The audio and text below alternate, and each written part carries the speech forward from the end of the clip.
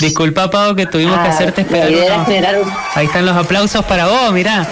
Estos aplausos, está la gente ahí esperando para aplaudir. Tenemos ahí el público que no siempre aplaude. Hay que generar misterio. Totalmente. Hay que generar misterio, intriga, y usted, Paola, es específica para eso. Especialista en eso. Especialista en eso. Bueno, ¿cómo anda, Pau? Bueno, está bien el reconocimiento de vez en cuando, no hay que acostumbrarse. Bien, todo bien. Bueno, nos alegramos. Todo bien, retomando con la idea de retomar un poco lo que veníamos trabajando, comentando hace un par de semanas atrás en el bloque de discapacidad y derecho. Bueno, no sé si querés que retome en muy pocas palabras a raíz de que había surgido el tema, porque empezamos a hablar desde discapacidad, en la inclusión y lo que es el reconocimiento de las personas con discapacidad en cuanto a lo que significa la educación. Sí, Pau, dale, adelante. Entonces recordamos sobre lo que comenzamos a hablar hace algunos sábados atrás. Habíamos traído un caso, una situación de un niño de una escuela mendocina. ¿Querés recordar de qué se trataba?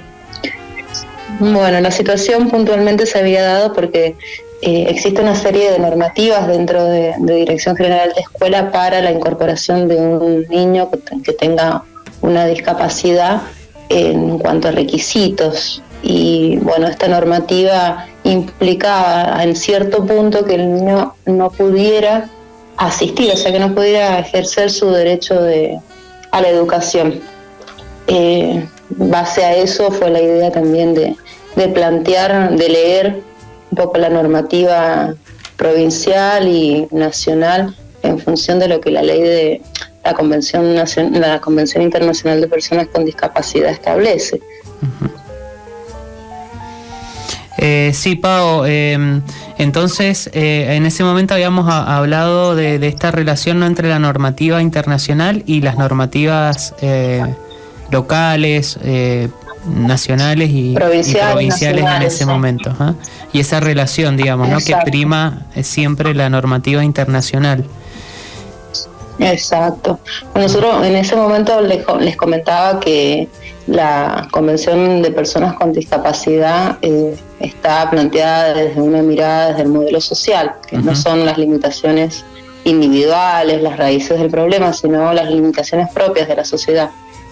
Y en el ámbito de la educación lo que implicaba es eliminar aquellas barreras y proporcionar los recursos, productos y servicios que permitan que los niños puedan desarrollarse plenamente en el ámbito educativo con las mismas posibilidades de acuerdo también a sus potencialidades. O sea que la educación debe ser inclusiva, adaptada a las necesidades de todos y todos como regla. Y la educación especial tenida también como última medida. Entonces, bueno, partiendo desde ese punto, todo lo que es normativa nacional, estamos hablando de leyes, decretos, resoluciones provinciales, tienen que leerse en función de ese principio que establece la Convención. Recordar que las normativas nacionales, empezando desde las convenciones, constitución, leyes, decretos y leyes provinciales y resoluciones provinciales, tienen una jerarquía. Esa jerarquía se tiene que respetar. ¿Para qué está establecida esa jerarquía? Justamente para eso, para que la efectividad de los derechos no muera en la letra de las normas, sino para que efectivamente esos derechos puedan ser cumplidos y la persona sea considerada en su vida, en la diaria, como un verdadero sujeto de derechos. Un poco lo que escuchaba recién, planteaban desde escuelas al aire, es eso, el reconocimiento del sujeto como sujeto de derechos, como ciudadano. Es la garantía de que todas las personas tienen derecho a acceder a los derechos reconocidos en la norma, porque no crea derecho la norma, sino que reconoce derechos. Pau, qué importante esto que estás comentando. ¿Y qué pasa, digamos, si un niño, una niña, una persona adulta, un joven, una joven, con discapacidad acá en Mendoza tiene alguna dificultad para acceder a la educación.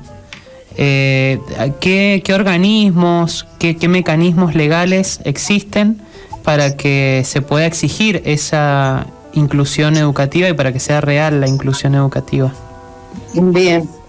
Primero, cuando hablamos de barreras, no hablamos solamente de barreras institucionales, también hablamos de barreras en cuanto a capacitación y conocimiento de quienes forman parte de las instituciones educativas. Uh-huh. Me parece que existen muchas instituciones, medios, procedimientos, recursos de lo legal que son amplísimos. Pasa muchas veces que en las instituciones educativas muere la letra de la resolución, por ejemplo, de Dirección General de Escuelas. Existen muchísimos otros recursos para flexibilizar o posibilitar el acceso a la educación. No surge solamente en educación, sino pasa en muchos ambientes, lo que está relacionado en la discapacidad. Estamos hablando de salud, desarrollo social, inclusión laboral.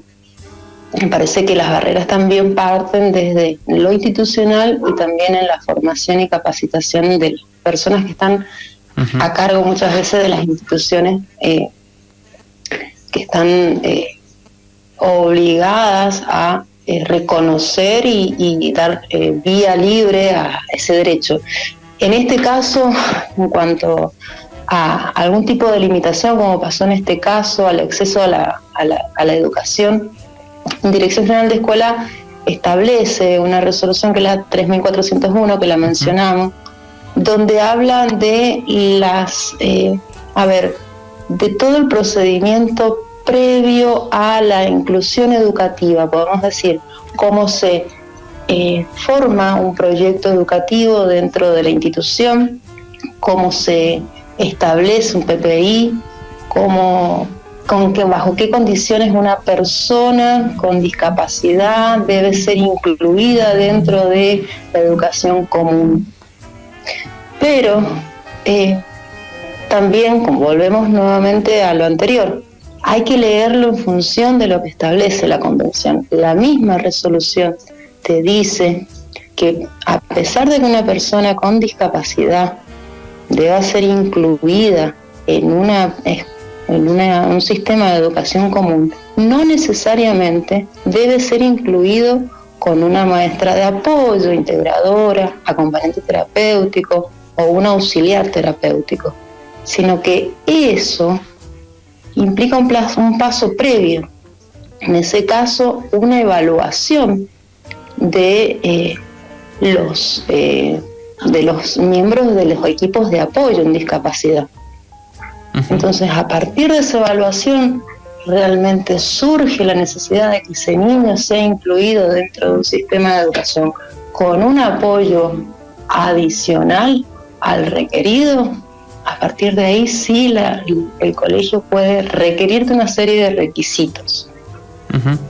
Bueno, justamente, Pau, esto que estás diciendo, hay una oyente, Noelia Agüero, que a través de las redes sociales comenta, dice: los equipos de apoyo a la inclusión de los departamentos de educación uh-huh. especial, trabajamos en forma uh-huh. conjunta. Los CEPJAS lo hacemos hace bastante tiempo, es un gran desafío, trabajando trayectorias compartidas. Bueno, justamente esto que vos decías, Pau, de estos diferentes actores que trabajan de forma conjunta para generar, digamos, la inclusión y básicamente derribar estas barreras que dificultan la inclusión educativa de todos, de todas, de todes. Así que bueno, qué importante, digamos, esta tarea. Y hablábamos más temprano también con Fernando Rivero, que está coordinando un postítulo en TEA, digamos, en acompañamiento a estudiantes con trastorno del espectro autista, que se va a empezar a dictar en el IES 9027. Qué importante esto también que vos decías, Pau, de la formación y la capacitación de los docentes y los profesionales que trabajamos con personas que tienen alguna dificultad en su desarrollo, para justamente derribar barreras. Así que bueno, me parece muy interesante. No sé, Nadia, si querés hacer algún comentario al respecto. No, obvio, que más que interesante, digamos, todo esto que está comentando Pau, y son las cuestiones con las que nos encontramos a diario, como dice Fabri, con los que trabajamos con infancias o jóvenes en el área educativa. La verdad que lo vemos muy de cerca. Sí, Fabricio me preguntaba recién con respecto a cuáles son las redes con las que puede contar una persona con discapacidad ante situaciones como esta. Existen muchísimas instituciones. Desde recursos de lo jurídico, la medida más inmediata es un recurso de amparo. Es un procedimiento judicial que lo que hace es proteger los derechos vulnerados ante una acción o omisión estatal o privada. Es un recurso primerísimo, un recurso constitucional establecido por la Constitución del 94. Pero a partir de ahí existen muchísimos medios establecidos a través de la Convención. Acá en la provincia de Mendoza tenemos la Defensoría de las Personas con Discapacidad, que es una institución, justamente es un órgano de extrapoder, también de rango constitucional, está reconocido a nivel provincial en la Constitución provincial. Al mismo tiempo tenemos la Dirección de Personas con Discapacidad, la Dirección Provincial, que tienen equipos interdisciplinarios, con asesoramiento, con equipos de trabajadores sociales, psicólogos, que brindan el servicio de protección a las personas con discapacidad, pero es un recurso más. También creo que se trata de eso, de dar también a conocer, difundir cuáles son los organismos, cuáles son las normativas, cuáles son los derechos y cuáles son las redes a las que las personas pueden acudir ante situaciones de vulneración de derechos. Bien. Bueno, Pau, muchísimas gracias. Seguramente vamos a seguir explorando estos temas y profundizando sobre estos diferentes organismos que están justamente para reconocer, digamos, los derechos de las personas con discapacidad. Seguramente vamos a invitar también a referentes o profesionales que trabajan en esos organismos para que puedan comentarnos, informándonos cómo trabajan también en este contexto de pandemia, donde todos los servicios públicos también se han visto restringidos o limitados. Pau, nos encontramos entonces el sábado que viene, si todo va bien. Bueno, perfecto. Bueno, les mando un abrazo muy grande y espero de a poquito que vayan surgiendo nuevas inquietudes y también que las personas puedan encontrar en este espacio mayor información y contención y acompañamiento. Buenísimo, Pau. Entonces nos vemos el sábado que viene. Me parece que se nos fue rápidamente. Bueno, pero fue justo, me parece justo. Hizo el cierre y se nos fue. Pau, nos saludamos entonces. Hasta el próximo sábado. Hasta el próximo sábado. Un abrazo. Chau, Pau. Un abrazo grande. Chao.